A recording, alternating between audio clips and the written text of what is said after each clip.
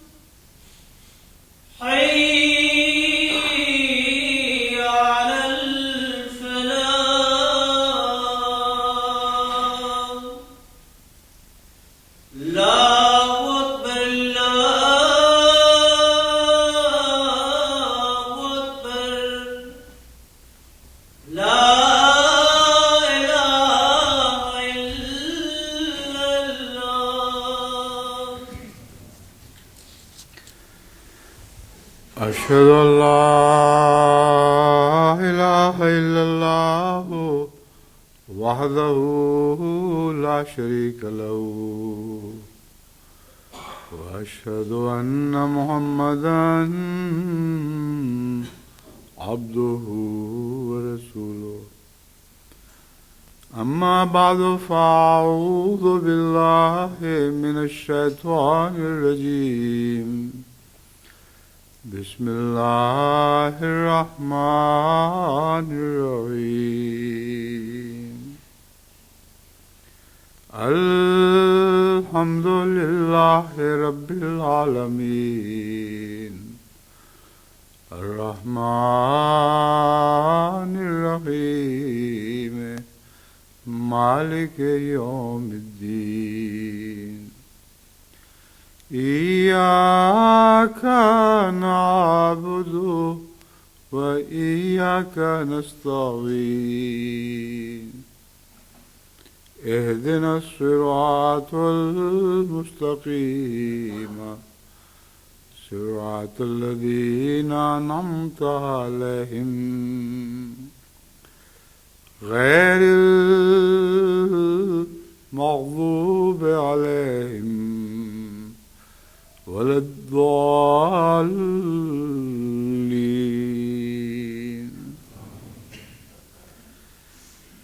يا أيها الذين آمنوا كلوا من طيبات ما رزقناكم واشكروا لله إن كنتم إياه تعبدون. سورہ البقرہ آیت 173.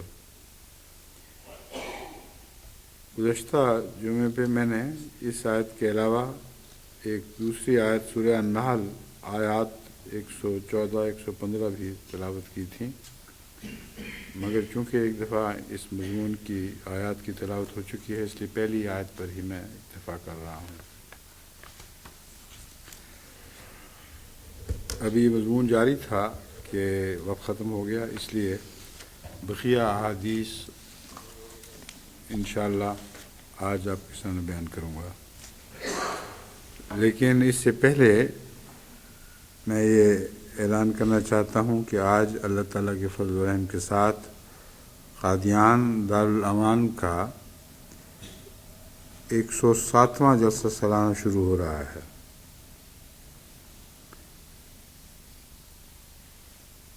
جمعے سے شروع ہو رہا ہے نا؟ کل یا کل سے ہوگا؟ اچھا، آج نہیں بلکہ کل سے یہ شروع ہوگا، اور انشاءاللہ اس موقع پر میں افتتاحی خطاب بھی کروں گا اور اختتامی بھی، لیکن کچھ ایسی نصیحتیں ہیں جو روزمرہ کے انتظامات سے تعلق رکھتی ہیں اور جن کو آج ہی بیان کر دینا ضروری ہے۔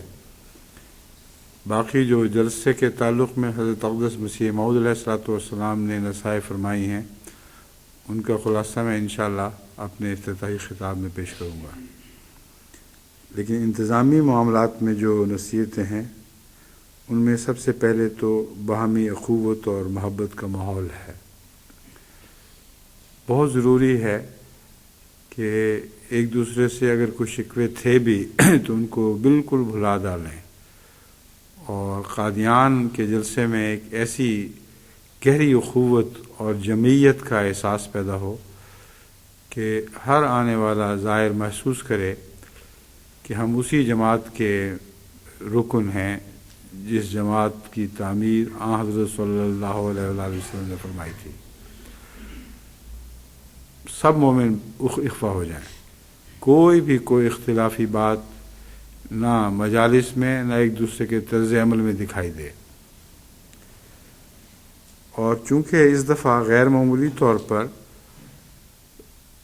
نومبائین اس جلسے میں شامل ہو رہے ہیں، اتنے نومبائین کہ اس سے پہلے کبھی کسی قادیان کے جلسے میں اتنے نومبائین شامل نہیں ہوئے، تو چونکہ انہوں نے بھی احمدیت کے سفیر بن کر قادیان سے واپس اپنے ممالک کو اپنی جگہوں پہ واپس جانا ہے، اور وہاں جا کر جو قادیان میں دیکھا وہ آنکھوں دیکھی کہانی بیان کرنی ہے، اور اپنے دل کے تاثرات تو بہرحال وہ ساتھ لے کے جائیں گے ہی، اس لیے جو کہانی بیان کریں گے اس میں ایک دلی جذبات کی میرونی سے غیر معمولی طاقت پیدا ہو جائے گی۔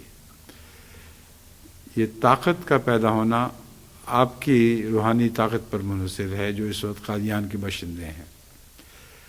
اگر آپ نے دل کی گہرائی سے ان مہمانوں کی خدمت کی اور ایک جمعیت کا احساس اور اخوت کا احساس بیدار کیا، تو لازماً جو باتیں بھی وہ جا کے بیان کریں گے ان میں ایک طاقت پیدا ہو جائے گی، ورنہ پھر ایک سرسری باتیں ہوں گی۔ اس لیے بہت اہمیت رکھتی ہے یہ بات کہ آپ غیر معمولی مومنانہ اخوت اور محبت کے رشتے میں منسلک ہوں، اور ہر دیکھنے والا اس کو دیکھے اور محسوس کرے۔ اس ضمن میں مناسب ضرورتوں کا خیال رکھنا بھی آپ کا فرض ہے۔ آنے والوں کی سب ضرورتیں تو پوری ہونی اس لحاظ سے تو ممکن نہیں کہ ہر ایک کی ضرورتیں الگ الگ ہوا کرتی ہیں۔ حضرت اقدس مسیح موعود علیہ الصلوۃ والسلام کا تو یہ دستور تھا کہ کوشش کر کے ہر ایک کی انفرادی ضرورت کا بھی معلوم کیا کرتے تھے، یہاں تک کہ اگر کسی کو حقے کی بھی عادت تھی تو عادت کا چھڑانا تو بات کی بات تھی، وہ تو ایک لمبی نصیحت سے تعلق رکھنے والا مضمون تھا، لیکن اس ضرورت کو اس وقت ضرور پوری فرما دیا کرتے تھے۔ کسی کو پان کھانے کی عادت ہے تو اس کے لیے بعض دفعہ دوسرے شہروں میں آدمی بھگانا پڑا کہ وہاں سے پان لے کر آئیں۔ تو اب چونکہ مہمانوں کی کثرت ہے، 10,000 سے زیادہ غیر نومبائین غیر مسلم نہیں، نومبائین انشاءاللہ اس جلسے میں شامل ہوں گے۔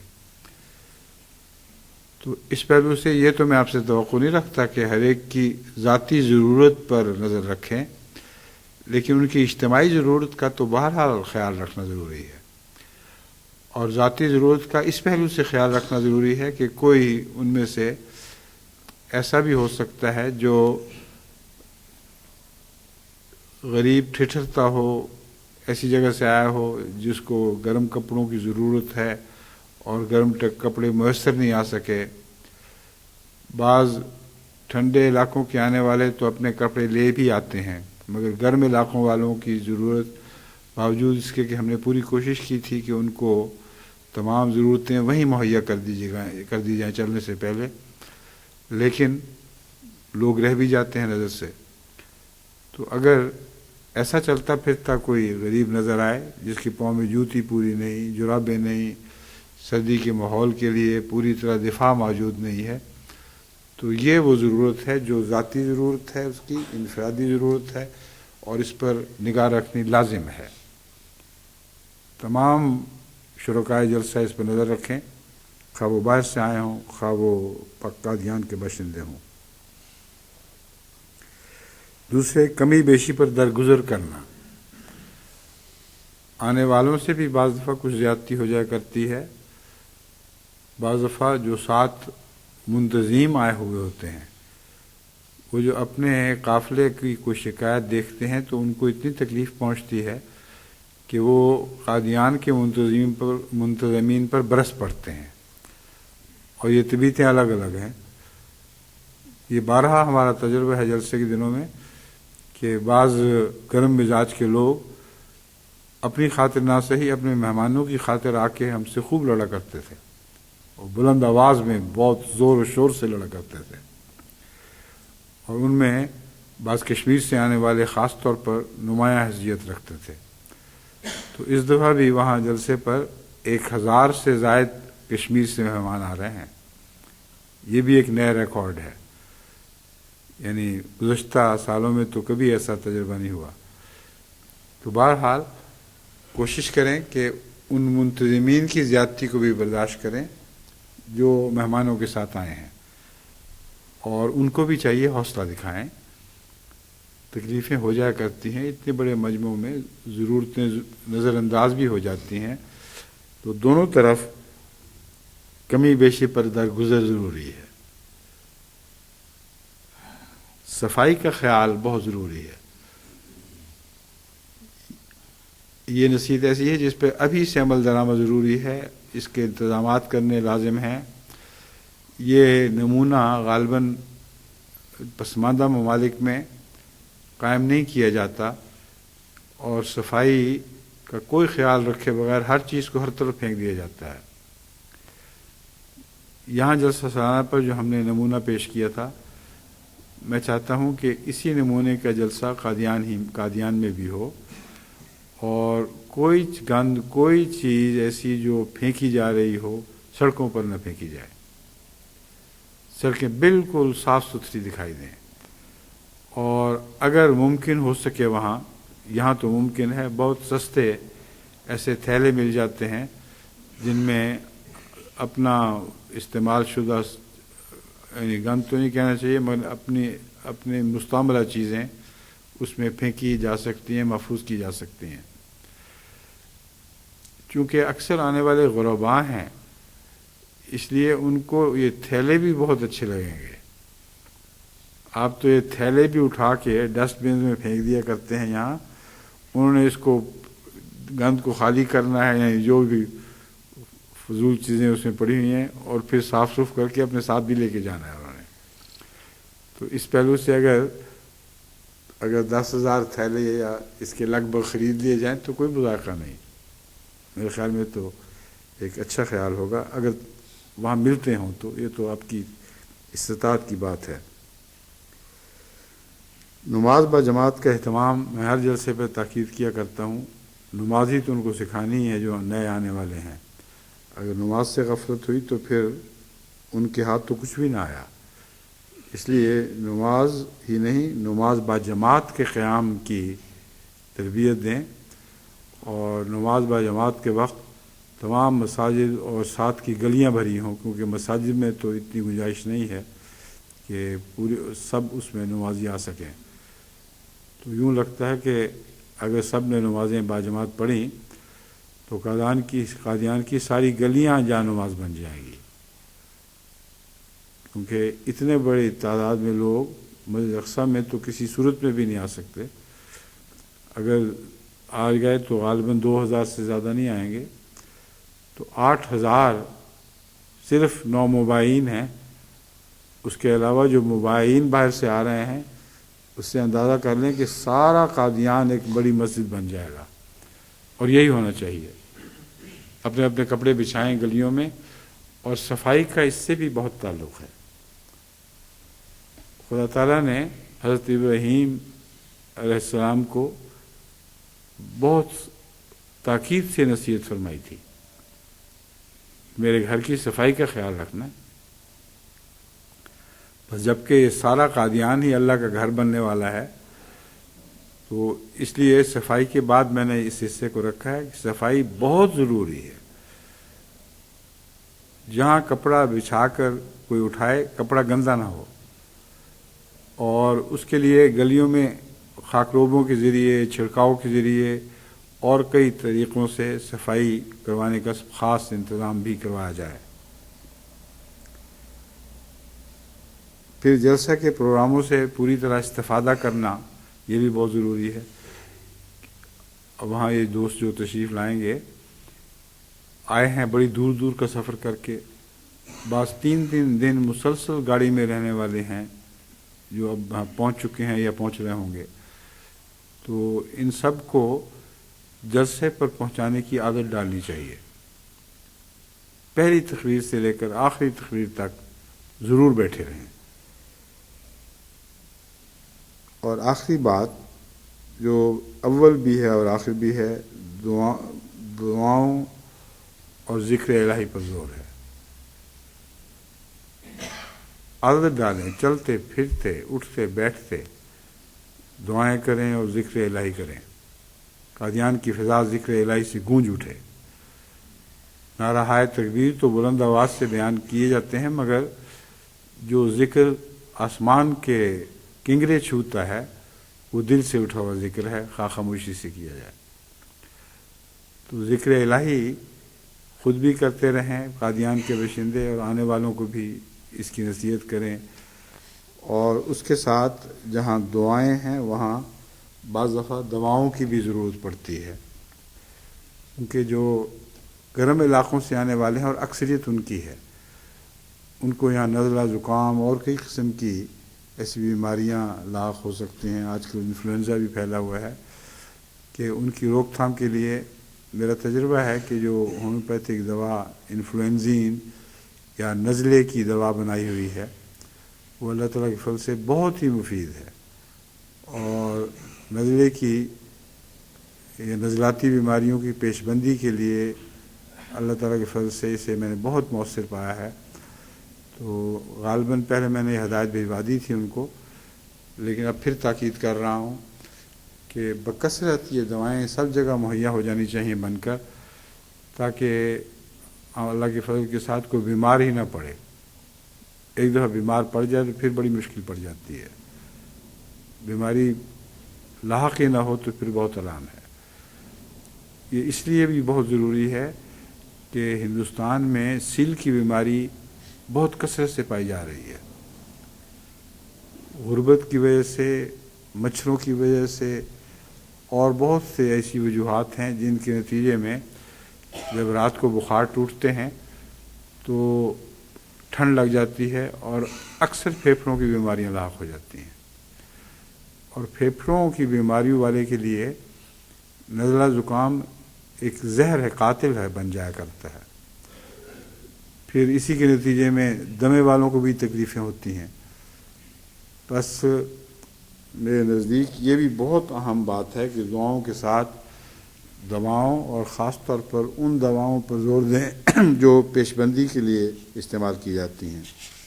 اللہ آپ سب کا حامی و ناصر ہو. باقی انشاءاللہ کل افتتاح ہوگا 10 بجے، ہمارے 10 بجے. وہاں کے لحاظ سے کتنے بجے ہوں گے؟ 3:30. ہندوستان کے وقت کے لحاظ سے 3:30 اور ہمارے وقت کے لحاظ سے یہاں 10 بجے انشاءاللہ افتتاح ہوگا.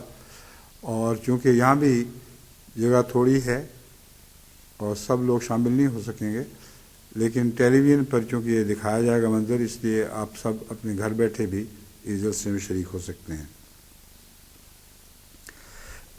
شکر کے تعلق میں جو احادیث میں نے آج کے لیے چنی ہیں ان میں پہلی حدیث ہے ترمذی کتاب البر والصلہ سے لی گئی ہے. عن شداد ابن اوس ان رسول اللہ صلی اللہ علیہ وسلم کان یقول فی صلاتہ. اس کا ترجمہ یہ ہے کہ حضرت شداد بن اوس رضی اللہ تعالیٰ عنہ بیان کرتے ہیں کہ حضرت صلی اللہ علیہ وآلہ وسلم نے اپنی نماز میں حضرت صلی اللہ علیہ وآلہ وسلم اپنی نماز میں یہ دعا کیا کرتے تھے: اے اللہ، میں ہر معاملہ میں تجھ سے ثابت قدمی کی توفیق مانگتا ہوں.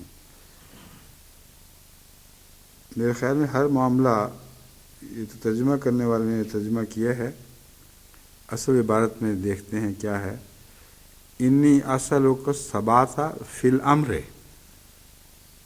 امر کا ایک ترجمہ ہر معاملہ بھی ہو سکتا ہے، اس لیے ترجمہ غلط نہ ہونے کے باوجود اس محل پر یہ ترجمہ درست نہیں ہے. یہاں الامر سے مراد امر الہی ہے اور الامر سے مراد شریعت کاملہ ہے. بس حضرت صلی اللہ علیہ وآلہ وسلم کی دعا کبھی گہری حکمت سے خالی نہیں ہوا کرتی تھی، اس لیے آپ یہ دعا مانگتے تھے کہ اے اللہ، میں تیرے امر میں ثبات دکھاؤں، جو امر بھی تو مجھے دے اور جو امر شریعت میں دیا گیا ہے اس پر مجھے ثبات قدم عطا فرما. پھر ہے والعزیمت علی الرشد، اور ہدایت کی بات پر رشد عطا، عزیمت عطا کر، عزم عطا فرما. جو امور شریعت ہیں ان کے علاوہ بھی رشد کی باتیں ہوا کرتی ہیں، اور ہر قسم کی ہدایت کی بات، خواہ شریعت میں واضح طور پر مذکور ہو یا نہ ہو، اس میں مجھے صرف کرنے کی توفیق نہیں بلکہ ایک عزم صمیم عطا کر کہ میں نیکی کی بات کو ایسے پکڑ لوں کہ پھر اسے کبھی نہ چھوڑوں.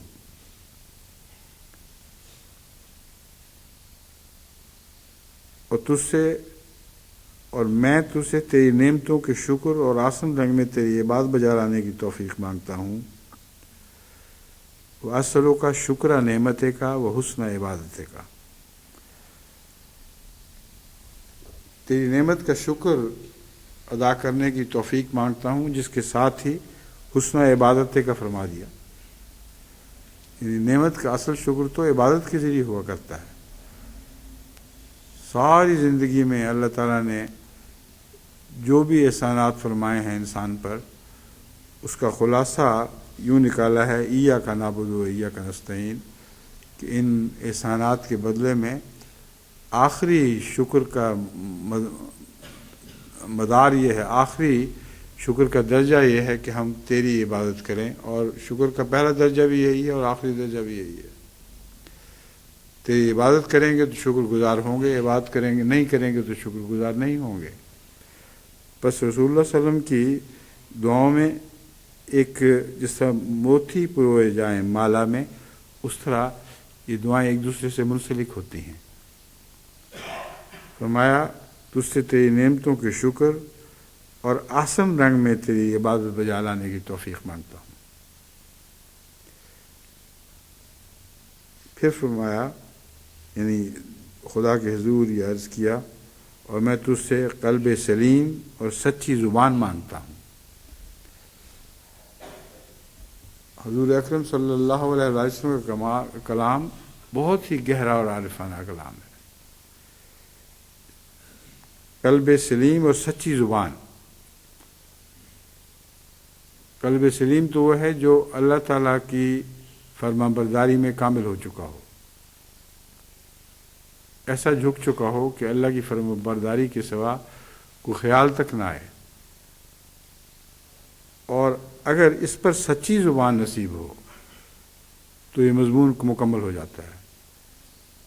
کیونکہ بعض لوگ ایسے بھی دیکھے گئے ہیں جنہیں قلب سلیم بعض دفعہ کچھ مدت کے بعد نصیب ہوا کرتا ہے. بعض لوگ اپنی عمر بعض دفعہ ایک لمبا حصہ ضائع کر چکے ہوتے ہیں تو پھر ان کو قلب سلیم عطا ہوتا ہے.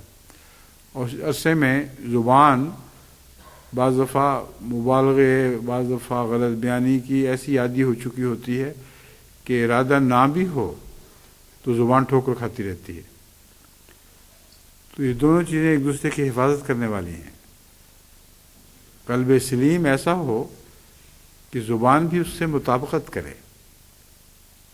ایک لفظ بھی ایسا نہ ہو جو قلب سلیم کے تقاضے پورے کرنے والا نہ ہو، یعنی غلطی سے بھی زبان سے کوئی غلط بات نہ نکلے. یہ دعا ہے جو ایک نہایت ہی کامل دعا ہے، اور میں جانتا ہوں کہ آپ سب کے لیے عربی میں اسے یاد کرنا مشکل ہے، مگر اس کے مضمون کو میں دہراتا ہوں، اس کو ذہن نشین کر لیں، اور جس حد تک توفیق ملے، اب رمضان بھی آنے والا ہے، اس میں اپنے لیے اور ساری جماعت کے لیے دعا مانگا کریں.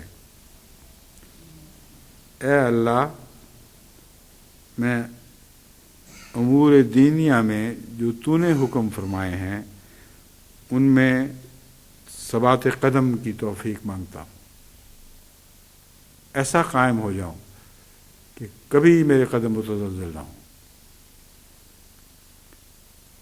وہ امور دینیہ جو تو نے بیان فرمائے ہیں، شریعت کے کر اور نہ کر وغیرہ وغیرہ سب اس میں شامل ہیں، ان میں ثبات قدم کی توفیق مانگتا ہوں، اور ہدایت کی ہر بات پر قائم رہنے کا عزم صمیم مانگتا ہوں. مجھے عزم عطا فرما کہ جو بھی ہدایت کی بات مجھے ملے میں اس پہ ضرور قائم ہو جاؤں اور پھر قائم رہوں. پھر تیری نعمتوں کے شکر اور نہایت خوبصورت حسین رنگ میں تیری عبادت کی توفیق یہ بھی عطا فرما، اور قلب سلیم دے اور سچی زبان دے. یہ دعا اگر جماعت احمدیہ کی قبول ہو گئی تو سارا عالم فتح ہو جائے گا. زندگی کے ہر پہلو پر حاوی دعا ہے، اور جماعت احمدیہ کے جو آئندہ دنیا میں انقلاب، روحانی انقلاب برپا کرنے کے پروگرام ہیں، ان میں اس دعا سے مسلح ہو کر چلیں تو آپ کو اور کسی چیز کی ضرورت باقی نہیں رہتی. تمام امور کا خلاصہ ہے. میں نے بار بار پڑھا اس کو، بہت غور کیا ہے، حیران ہو جاتا ہوں کہ رسول اللہ صلی اللہ علیہ وسلم نے ایک ادنا سی بات بھی اس میں نظر انداز نہیں کی، آپ کی ضرورت کی ساری چیزیں بیان فرما دی. ایک دوسری حدیث سنن النسائی سے کتاب الصحف سے لی گئی ہے. عن معاذ بن جبل قال اخذ بيدي رسول الله صلى الله عليه وسلم فقال اني لا احبك يا معاذ فقلت وانا احبك يا رسول الله. فقال رسول الله صلى الله عليه وسلم فلا تدع ان تقول في كل صلاة رب اعني على ذكرك وشكرك وحسن عبادتك. یہ عربی میں نے پڑھی ہے کہ یہ دعا ایسی ہے جو آسانی سے یاد ہو سکتی ہے، اور بہت سے نمازیوں کو میں نے دیکھا مسجد مبارک میں یا مسجد اقصی میں ربوہ کے زمانے میں کہ وہ بعض دفعہ اونچی آواز میں دعائیں کیا کرتے تھے، رب عینی علی ذکر کا و شکر کا و حسن عبادت کا. چنانچہ اس کا ترجمہ میں آپ کے سامنے رکھتا ہوں. معاذ بن جبل سے روایت ہے کہ رسول اللہ صلی اللہ علیہ وآلہ وسلم نے ایک دفعہ میرا ہاتھ پکڑا اور فرمایا میں تم سے محبت کرتا ہوں. بڑے نصیب تھے معاذ بن جبل کے. رسول اللہ صلی اللہ علیہ وآلہ وسلم نے خود ہاتھ پکڑا اور فرمایا میں تم سے محبت کرتا ہوں. معاذ کہتے ہیں میں نے عرض کیا اے اللہ کے رسول میں بھی آپ سے محبت کرتا ہوں. یعنی عموماً تو جو کم درجے کا آدمی ہے وہ یہ کہا کرتا ہے کسی بڑے کو کہ میں تم سے محبت کرتا ہوں، پھر جواباً وہ کہتا ہے کہ میں بھی تم سے محبت کرتا ہوں. لیکن بعض بچوں کو پیار سے بڑے پہلے کہا کرتے ہیں، بچے پھر جواب دیا کرتے ہیں. ہمارے جو امیر ہیں ہالینڈ کے، انہوں نے مجھے سنا ایک دفعہ، یہ لطیفہ بھی ہے اور بڑی دلچسپ بات ہے انہوں نے کہا کہ ایک دفعہ میرے بچے نے مجھ سے کہا آئی لو یو. تو عام طور پر بچہ بڑے سے بات کرتا ہے، لیکن بعض دفعہ باپ بچے سے بھی کہہ دیا کرتا ہے. تو بچے نے کہا آئی لو یو، تو میں نے کہا آئی لو یو ٹو. تو اس کو زیادہ انگریزی نہیں آتی تھی، وہ ٹو کا مطلب دو سمجھا. اس نے کہا آئی لو یو تھری. انگریزی میں ٹو کا مطلب ہے دو اور ٹو کا مطلب ہے بھی. تو ابا نے تو یہ کہا تھا کہ میں بھی تم سے محبت کرتا ہوں. وہ سمجھا یہ کہہ رہے ہیں میں تم سے دو محبتیں کرتا ہوں. تو اس نے کہا پھر میں تم سے تین محبتیں کرتا ہوں. تو عام طور پر بچے کہتے ہیں، مگر باپ کہہ رہا ہے یہاں، جس سے بڑھ کر کسی انسان کا تصور نہیں ہو سکتا. وہ معاذ کو ہاتھ پکڑ کے کہتا ہے میں تم سے محبت کرتا ہوں. انہوں نے عرض کی یا رسول اللہ میں بھی محبت کرتا ہوں. تب آپ نے محبت کا مفہوم اسے سکھایا، اور غالباً یہی وجہ تھی جو اس کو محبت کے اظہار میں پہل کر کے اس کے دل میں تمنا بیدار کی کہ پوچھے تو صحیح محبت ہوتی کیا ہے. حضور صلی اللہ علیہ وسلم نے فرمایا اچھا تم مجھ سے محبت کرتے ہو تو پھر کسی نماز میں یہ دعا نہ چھوڑنا، رب آئینی علی ذکر کا و شکر کا و حسن عبادت کا،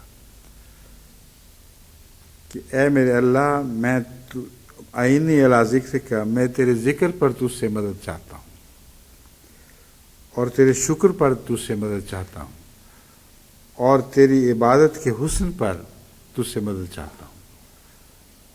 اب اس کا کیا تعلق ہوا محبت سے؟ اصل بات یہ ہے کہ جس سے محبت کی جائے ویسا انسان کو ہونا چاہیے. یہ تو نہیں ہو سکتا کہ کسی سے محبت ہو اور انسان اس کے عادات و اخلاق سے دور بھاگے اور عادات و اطوار سے کوئی اس کا تعلق نہ ہو. جب انسان سے محبت کرتا ہے تو ویسا بننے کی کوشش کیا کرتا ہے. تو اس طرح رسول اللہ صلی اللہ علیہ وآلہ وسلم نے اس کو محبت کی گہرائی کا راز سمجھا دیا معاذ بن جبل کو، اور ہم سب کو بھی ان کے حوالے سے یہ نصیحت ملی کہ اگر تم مجھ سے، رسول اللہ صلی اللہ علیہ وسلم گویا ہمیں یہ فرما رہے ہیں، اگر تم مجھ سے محبت کرتے ہو تو اپنے لیے یہ دعائیں نہ بھولنا کبھی، رب آئینی علی ذکر کا و شکر کا و حسن عبادت کا، اے میرے رب اپنے ذکر پر میری مدد فرما اور اپنے شکر پر میری مدد فرما، ورنہ میں نہ ذکر کا حق ادا کر سکوں گا نہ شکر کا حق ادا کر سکوں گا. حسن عبادت کا، اور یہ اس شکر کا معراج ہے، یعنی عبادت، اور اپنی عبادت میں حسن پیدا کرنے پر میری مدد فرما.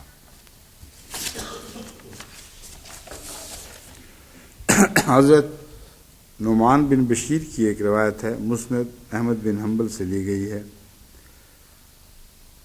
حضرت نعمان بن بشیر بیان کرتے ہیں کہ رسول اللہ صلی اللہ علیہ وآلہ وسلم نے فرمایا علی المنبر، جب کہ آپ ممبر پر کھڑے تھے، من لم یشکر القلیل لم یشکر الکثیر، کہ جس نے تھوڑے کا شکر نہیں کیا اس نے کثیر کا بھی شکر نہیں کیا. اب یہ ایک کلمے میں دیکھیں انسانی فطرت کی کیسی گہرائی بیان فرما دی ہے. کسی پر کوئی تھوڑا سا احسان کر دے، اگر وہ اس کا بھی شکر نہیں کرتا تو پھر وہ بڑے احسانات کا بھی شکریہ نہیں کر سکتا. احسان تو احسان ہوا کرتا ہے.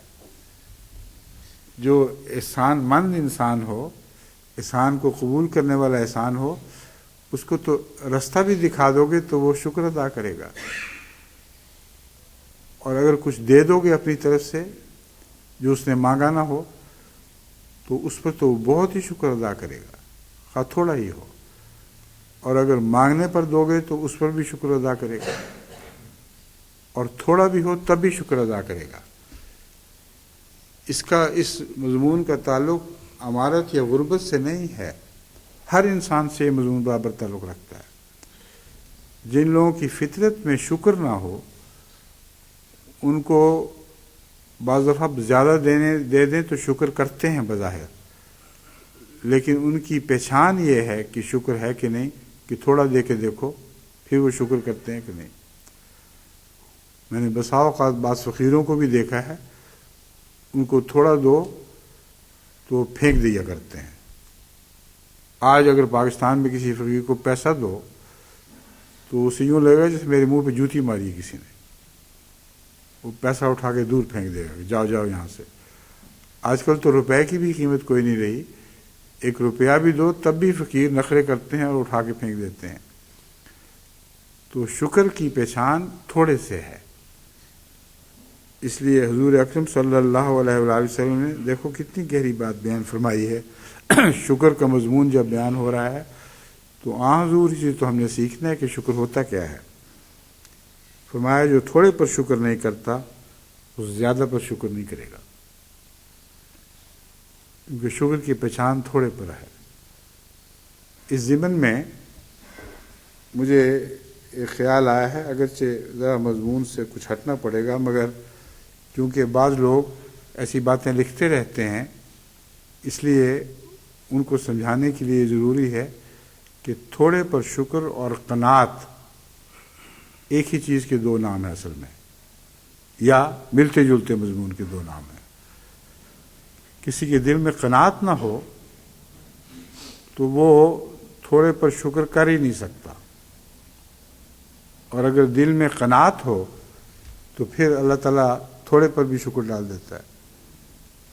ایک روٹی بھی ملتی ہے تو شکر کر کے کھاتا ہے، سوکھا بھی ملے تو پھر بھی وہ اللہ کا شکر ادا کر رہا ہوتا ہے، اور قناعت ہو تو پھر امیروں کے زیادہ پر دل جلتا بھی نہیں ہے۔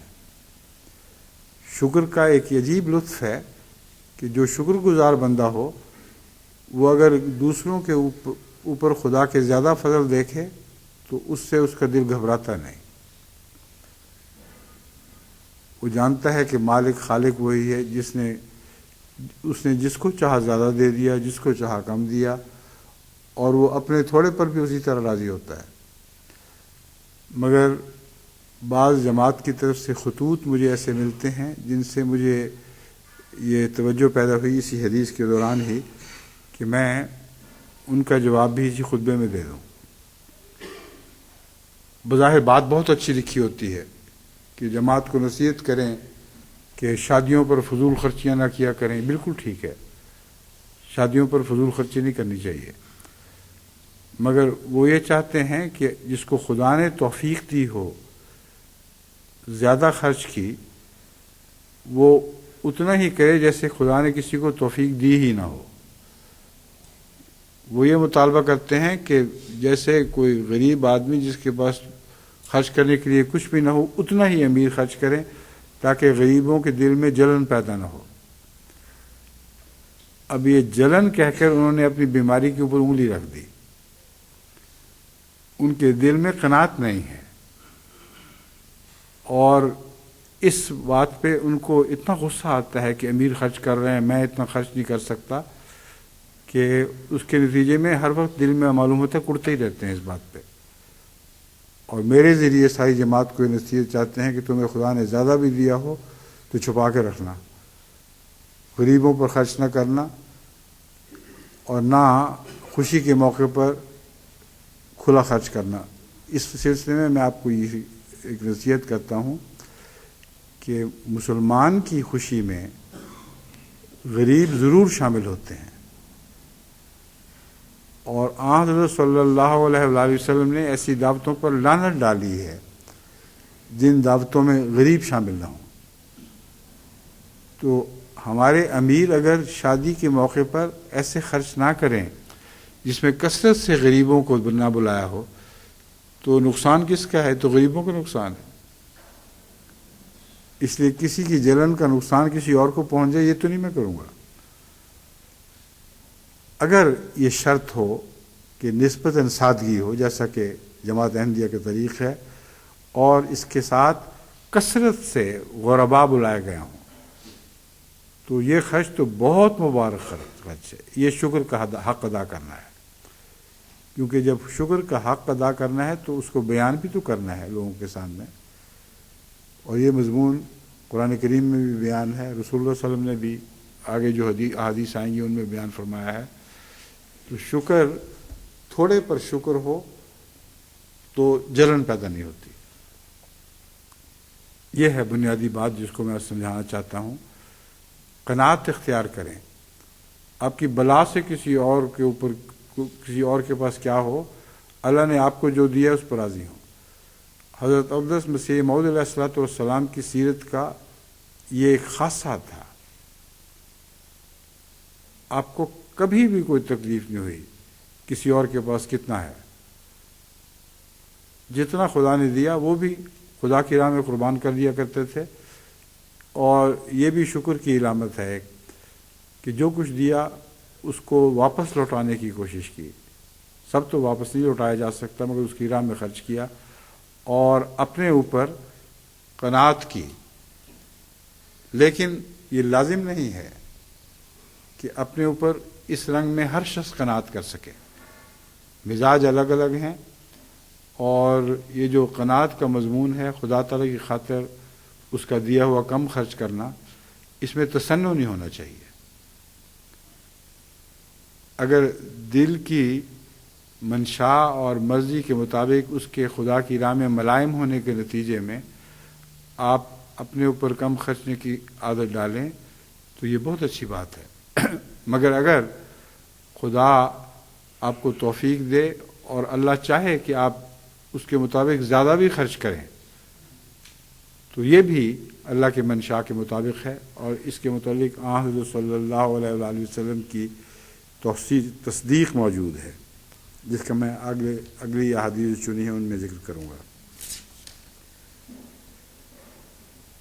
سو خدا نے پہلے، رسول اللہ صلی اللہ علیہ وسلم نے پہلے تو یہ فرمایا کہ جو تھوڑے پر شکر نہیں کرتا وہ زیادہ پر بھی شکر نہیں کرے گا، اور ساتھ ہی اس کا یہ نتیجہ نکالا جو لوگوں کا شکر ادا نہیں کرتا وہ اللہ کا بھی شکر ادا نہیں کرتا۔ اس مضمون کا کیا تعلق ہوا؟ اس لیے کہ لوگوں سے تھوڑا ہی ملا کرتا ہے اور اللہ سے بے انتہا ملتا ہے، تو جو لوگوں کے تھوڑے پر راضی نہ ہو وہ خدا کے بے انتہا پہ بھی راضی نہیں ہوتا۔ اس کا پیٹ کوئی، اس کے پیٹ کا جہنم کوئی دنیا کی دولت نہیں بھر سکتی۔ تو کتنی چھوٹی سی بات سے کتنی بڑی بات بنا دی، کتنی بڑی بات تک رسول اللہ صلی اللہ علیہ وسلم نے پہنچا دیا۔ تھوڑے پہ شکر کی آہ ڈالو، کیونکہ اس کا تعلق اللہ کے شکر کا حق ادا کرنے سے ہے۔ تم تھوڑے کا شکر ادا کرو گے تو اللہ کی نعمتوں کا بھی حق ادا کرو گے۔ پھر فرمایا اللہ تعالیٰ کی نعمتوں کا ذکر کرنا بھی تو شکر ہے۔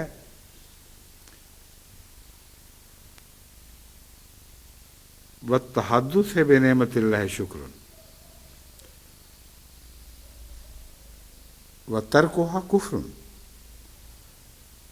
اور جو اللہ کی نعمتیں اس پر اتری ہیں ان کا ذکر خیر کرتا ہے کثرت سے کہ خدا نے مجھے یہ نعمتیں بھی دی ہیں، یہ بھی اس کا ایک شکر ہے۔ اب اس میں بھی بہت احتیاط لازم ہے۔ بعض لوگ یہ ذکر کرتے ہیں کہ اللہ نے مجھے یہ بھی دیا اور وہ بھی دیا، غریبوں میں بیٹھ کر ذکر کر رہے ہوتے ہیں اور ان کو اس میں سے کچھ بھی نہیں دے رہے ہوتے، سب آپ سنبھالا ہوا ہوتا ہے۔ تو جو اللہ کی نعمتوں کو روک کے بیٹھ جائے وہ شکر ادا نہیں کر سکتا۔ اس کا تحدیث نعمت شکر نہیں ہے، بلکہ منہ چڑھانے والی بات ہے۔ اللہ نے تو اس پر احسان کیا، اس کو بے انتہا دیا، یا جتنا بھی دیا وہ اس کو آگے جاری کرے گا تو یہ شکر ہوگا۔ تو تحدیث نعمت سے مراد یہ نہیں ہے کہ نعمت کو زبانی بیان فرمائے۔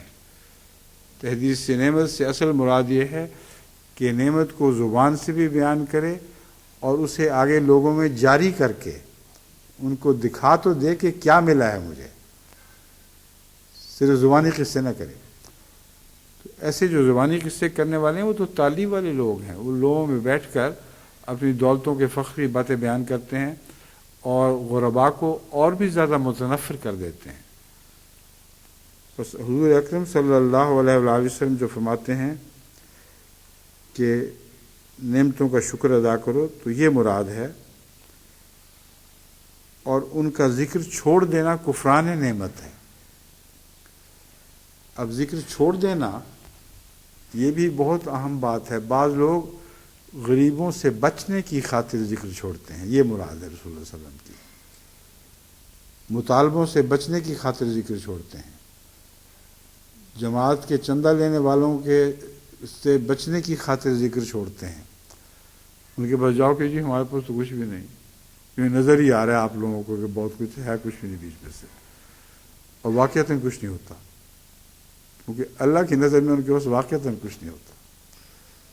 وہ ننگے فاقہ کش فقیر ہی رہتے ہیں، اسی حال میں دنیا میں رہتے ہیں، اسی حال میں انہیں اگلی دنیا میں پہنچ جانا ہے۔ تو فرمایا اس ذکر کا چھوڑ دینا کفران نعمت ہے۔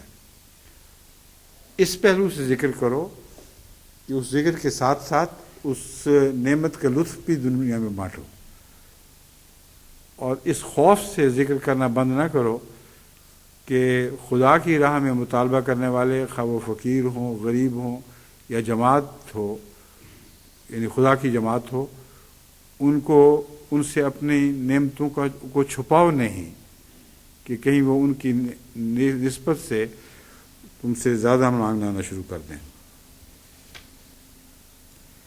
یہ اگر کسی کو نصیب ہو جائے تو یہ ایک رحمت ہے جس کے نتیجے میں ساری جماعت جڑ جائے گی، کیونکہ جو امیر غریبوں کو دے رہے ہوں، ذکر خیر کر رہے ہوں اللہ کا، اس کے نتیجے میں اس ذکر خیر کے ساتھ ساتھ اپنی نعمتوں میں غیروں کو شامل کر رہے ہوں، اور اپنی جماعت کو جو خدا کی جماعت ہے، اللہ کی خاطر یہ بیان کر کر کے خدا نے ہمیں یہ بھی دیے، ہم یہ بھی پیش کرتے ہیں، وہ بھی دیے ہم وہ بھی پیش کرتے ہیں، ایسا کریں تو یہ شکر جو ہے رحمت ہے۔ اور اس کے نتیجے میں رسول اللہ صلی اللہ علیہ وسلم نے فرمایا کہ جماعت رحمت ہے۔ اب یہ جو فرما دیا جماعت رحمت ہے، اس کا مضمون یہی ہے دراصل کہ ایسا شکر کرو گے تو جماعت بنو گے، اگر ایسا شکر نہیں کرو گے تو جماعت نہیں بن سکتے، اکٹھے نہیں رہ سکو گے، بکھر جاؤ گے۔ اور آگے پھر بیان فرمایا اور تفرقہ عذاب ہے، بس تم اگر جماعت نہیں بنو گے تو ایک خدا کے قہر اور عذاب کا مورد بن جاؤ گے۔ اور یہ سارا مضمون شکر سے تعلق رکھتا ہے۔ تو شکر سے تعلق میں جو بھی گہرے مضامین رسول اللہ صلی اللہ علیہ وسلم نے بیان فرمائے ہیں، میں نے پسند کیا ہے کہ آپ کے سامنے ان کو میں کھول کر بیان کروں، تاکہ ہماری جماعت اللہ تعالیٰ کے فضل کے ساتھ ایک شکر گزاروں کی جماعت بن جائے۔ ایک روایت حضرت ابو ہریرہ رضی اللہ تعالیٰ عنہ کی اخذ کی گئی ہے، انہوں نے رسول اللہ صلی اللہ علیہ وسلم حضور صلی اللہ علیہ وآلہ وسلم سے سنا کہ ایک شخص رستے میں جا رہا تھا۔ رسول اللہ صلی اللہ علیہ وسلم نے ایک مسافر کا واقعہ سنایا کہ ایک مسافر رستے پر جا رہا تھا کہ اس نے کانٹے دار ٹہنی پڑی دیکھی، اسے ہٹا دیا، اللہ نے اس کی قدردانی فرمائی اور اسے بخش دیا۔ اب اس کے پاس اور کچھ بھی نہ ہو خرچ کرنے کے لیے تو تکلیفیں دور کر دے۔ یہ مراد نہیں ہے کہ آپ کوئی ایک ٹہنی ہٹا دیں تو ساری عمر کی نیکیاں کما گئے آپ۔ مضمون کو گہرائی میں اتر کے سمجھنا چاہیے۔ رسول اللہ صلی اللہ علیہ وسلم کا بیان ہے، کسی عام انسان کا بیان نہیں ہے۔ یہ اس میں مضمر ہے کہ وہ ایک غریب شخص ہوگا، ایسا غریب شخص جو خدمت چاہتا ہے بنی نوع انسان کی لیکن کر نہیں سکتا۔ ایسا شخص بعض دفعہ دکھ دور کر کے خدمت کر دیا کرتا ہے۔ رستے سے کانٹا ہٹا دیتا ہے تو خدمت کر دیتا ہے۔ تو اس نے اس خیال سے جھاڑی ہٹائی کہ کسی کے ننگے پاؤں چلنے والے کے پاؤں کو نقصان نہ پہنچ جائے، یہ بھی میرا ایک صدقہ ہے۔ تو فرمایا اس کی قدردانی اللہ تعالیٰ نے فرمائی، چونکہ اس کے مزاج میں یہ بات داخل تھی، وہ بنی نوع انسان کی بھلائی چاہتا تھا کہ اسے بخش دیا۔ تو آپ میں سے مثلا وہ جو وقف ہیں بنی نوع انسان کی خدمت پر، جیسا کہ اب ہومیوپیتھک کا جماعت میں ایک جوش پھیلا ہوا ہے، مفت دوائیں تقسیم کرتے ہیں، بیمار گھروں میں جا کر بھی ان کو پوچھتے ہیں، تو اس کو معمولی کام نہ سمجھیں۔ یہ بخشش کا ایک بہانہ ہے، اور جو اللہ کی رضا کی خاطر اس کے بندوں کی تکلیفیں دور کرنے کے لیے محنت کرتا ہے، اللہ تعالیٰ اس کو کبھی بھلاتا نہیں، کیونکہ اس کی تعلیم یہ ہے کہ تھوڑے پر شکر کرو۔ تو اللہ کے مقابل پر تو بندے کی ہر خدمت ہی تھوڑی ہے، تو کیسے ہو سکتا ہے کہ وہ بندوں سے تو کہے کہ تھوڑے پر شکر کرو اور آپ تھوڑے پر شکر نہ کریں؟ آپ بھی شکر کرتا ہے، اور بندے کی ہر خدمت تھوڑی ہے، اس کے مقابل پر کوئی بھی حیثیت نہیں رکھتی، تو گویا کہ ہر خدمت پر شکر کرتا ہے، اور یہ بھی اسی شکر کی مثال ہے۔ ایک کانٹا ہٹانے پر بھی خدا شکر کرتا ہے، اور اللہ کا شکر ادا کرنا یہ ہے۔ ایک اور حدیث حضرت ابو ہریرہ ہی سے لی گئی ہے، ابن ماجہ کتاب الزہد باب الورع والتقوی۔ ابو ہریرہ رضی اللہ تعالیٰ عنہ بیان کرتے ہیں کہ حضرت صلی اللہ علیہ وسلم نے ایک بار ان کو مخاطب کر کے فرمایا، اے ابو ہریرہ، تقوی اور پرہیزگاری اختیار کر، تو سب سے بڑا عبادت گزار بن جائے گا۔ یعنی تقوی اور پرہیزگاری ہو تو پھر عبادت نصیب ہوا کرتی ہے، اگر تقوی نہ ہو تو عبادت کیسی؟ تقوی کی جان عبادت کی جان تقوی ہے، تقوی نہ ہو تو عبادت ہو ہی نہیں سکتی، ناممکن ہے۔ جتنا تقوی انسان کا بڑھے گا اتنی ہی اس کی عبادت کا معیار بڑھے گا۔ فرمایا تو تقوی اور پرہیزگاری اختیار کر، تو سب سے بڑا عبادت گزار بن جائے گا۔ اب حضرت ابو ہریرہ سب سے بڑے کیسے بن سکتے تھے وہ عبادت گزار؟ سب سے بڑے عبادت گزار تو رسول اللہ صلی اللہ علیہ وسلم تھے، مگر آپ عبادت گزار سب سے بڑے بنے اس لیے تھے کہ آپ تقوی میں سب سے بڑے تھے۔ تو کا محاورہ ایک محاورہ ہے، مراد ہے جو بھی تقوی میں سب سے آگے ہوگا وہ عبادت گزاری میں بھی سب سے زیادہ ہو جائے گا، اور یہ بات اپنے نفس کو جانتے ہوئے آپ کر رہے تھے، ایک خیالی فرضی بات نہیں ہے۔ تو حضور اکرم صلی اللہ علیہ وآلہ وسلم بسا اوقات اپنی خوبیوں کو چھپانے کی خاطر اس رنگ میں کلام فرماتے تھے کہ عامت الناس کو پیغام بھی پہنچ جائے اور پتہ بھی نہ چلے کہ رسول اللہ صلی اللہ علیہ وسلم اپنی بات کر رہے ہیں۔ اب یہ دیکھ لیں، لازماً رسول اللہ صلی اللہ علیہ وسلم اپنی مثال دے رہے ہیں، ورنہ ابو ہریرہ بیچارے میں کیا مجال تھی کہ وہ تقوی میں سب دنیا سے آگے بڑھ جائے، جبکہ تقوی میں سب سے بڑا ہوا اور عبادت میں سب سے بڑا ہوا سامنے موجود تھا، وہی بات کر رہا تھا۔ پھر فرمایا قناعت اختیار کر، تو سب سے بڑا شکر گزار شمار ہوگا۔ اب وہی مضمون ہے جو میں پہلے آپ کے سامنے عرض کر چکا ہوں، قناعت کا شکر سے بہت گہرا تعلق ہے۔ قناعت کا مطلب ہے تھوڑے پر بھی راضی ہو جانا، اور قناعت ایسی کہ اس دنیا کا سب سے زیادہ شکر گزار بن جائے، یہ رسول اللہ کی قناعت کے سوا کسی اور کی قناعت کا ذکر ہو ہی نہیں سکتا۔ ناممکن ہے کہ حضور صلی اللہ علیہ وآلہ وسلم کے سوا اس وقت اور آج یا آئندہ یا اس سے پہلے کبھی کوئی ایسا پیدا ہوا ہو جس نے قناعت ایسی اختیار کی ہو کہ خدا کا سب سے زیادہ شکر گزار بندہ بن گیا ہو۔ تو ابو ہریرہ کو مخاطب کر کے وہ باتیں کہہ رہے ہیں جو اپنی سیرت کے نمونے ہیں۔ قناعت کے مضمون میں رسول اللہ صلی اللہ علیہ وسلم کی زندگی پر اگر آپ غور کریں تو یہ مضمون بھی داخل ہے کہ آپ کو خدا تعالیٰ نے بے انتہا دیا، مگر آپ میں یہ حوصلہ تھا، کوئی بناوٹ نہیں تھی کہ وہ خدا تعالیٰ کے شکر ادا کرنے کی خاطر اس کے بندوں میں تقسیم کر دیا۔ اور بین ہی یہی سیرت حضرت مسیح موعود علیہ الصلوۃ والسلام نے اپنے آقا سے سیکھی تھی۔ اب اس پر اگر آپ تصنع سے کوشش کریں گے تو آپ ہار جائیں گے اور ہو سکتا ہے ٹوٹ کر رہ جائیں، مگر اگر قناعت کے مضمون کو سمجھتے ہوئے شکر ادا کرنے کی کوشش کرتے رہیں گے تو رفتہ رفتہ آپ کا حوصلہ بڑھنے لگے گا، اور جو نعمت اللہ تعالیٰ آپ کو عطا کرتا چلا جائے گا آپ اس میں دوسروں کو شریک کرتے رہیں گے۔ پھر فرمایا جو اپنے لیے پسند کرتے ہو وہی دوسروں کے لیے پسند کرو۔ یہ تو نہیں ہو سکتا کہ تم قناعت بھی کر رہے ہو، شکر بھی ادا کر رہے ہو اللہ کا، لیکن اپنے لیے کچھ اور پسند کرو، دوسروں کے لیے کچھ اور پسند کرو۔ اس میں صدقات کی حکمت سکھا دی گئی ہے، اور اس حکمت پر غور بہت ضروری ہے۔ پھٹے پرانے کپڑوں کو غریبوں میں تقسیم کرنا ہرگز صدقہ نہیں ہے۔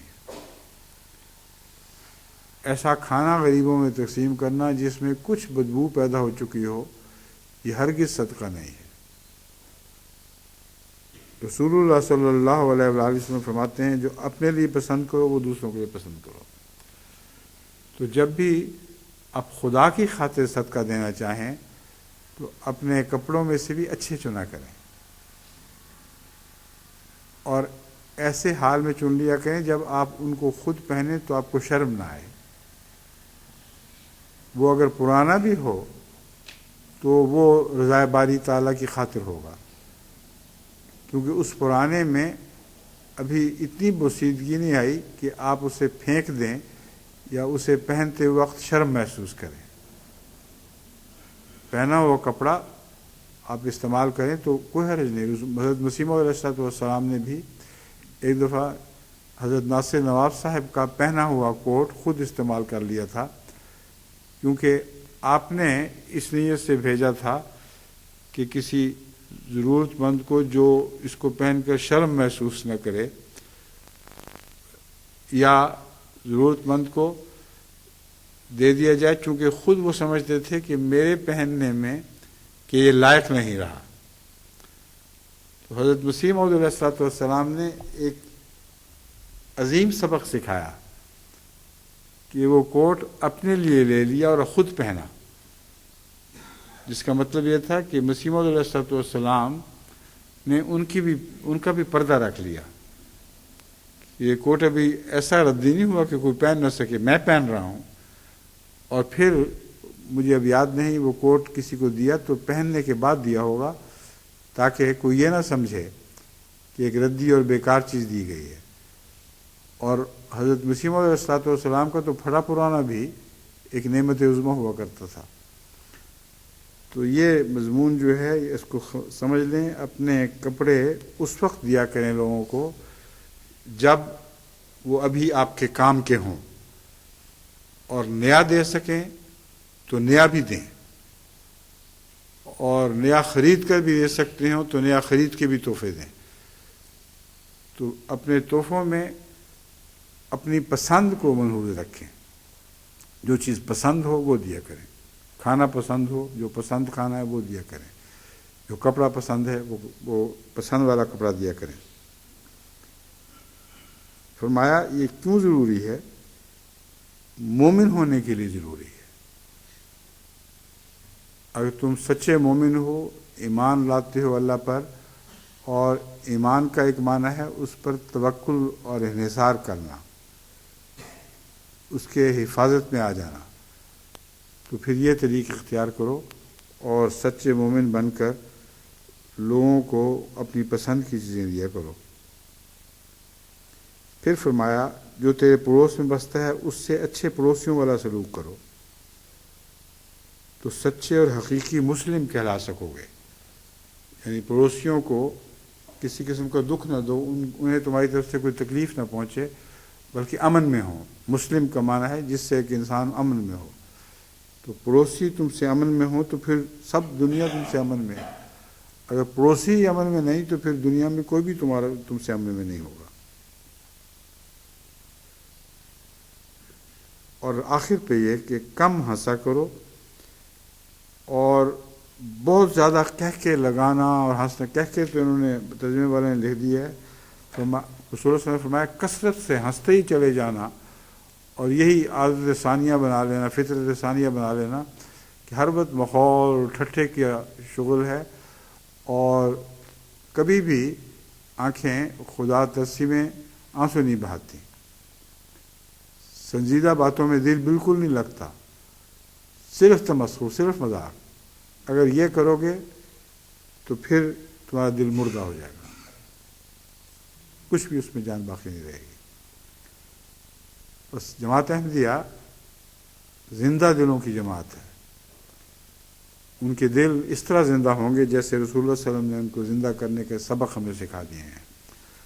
اللہ تعالی ہمیں توفیق عطا فرمائے، اور قادیان کے جو باشندے اس خطبے کو سن رہے ہوں وہ یاد رکھیں کہ بہت سے غریب ان میں سے ہیں، ان کو قانے بنائیں، ان کو شکر گزار بنائیں، اور زندہ دل پیدا کریں ان کے سینوں میں، تو انشاءاللہ تعالیٰ یہی 10,000 جو ہیں یہ لاکھوں خواہ بلکہ کروڑوں میں تبدیل ہو جائیں گے۔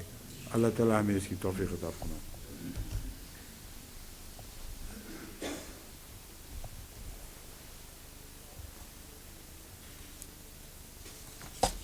الحمد للہ نحمدہ ونستعینہ ونستغفرہ ونؤمن بہ ونتوکل علیہ ونعوذ باللہ من شرور انفسنا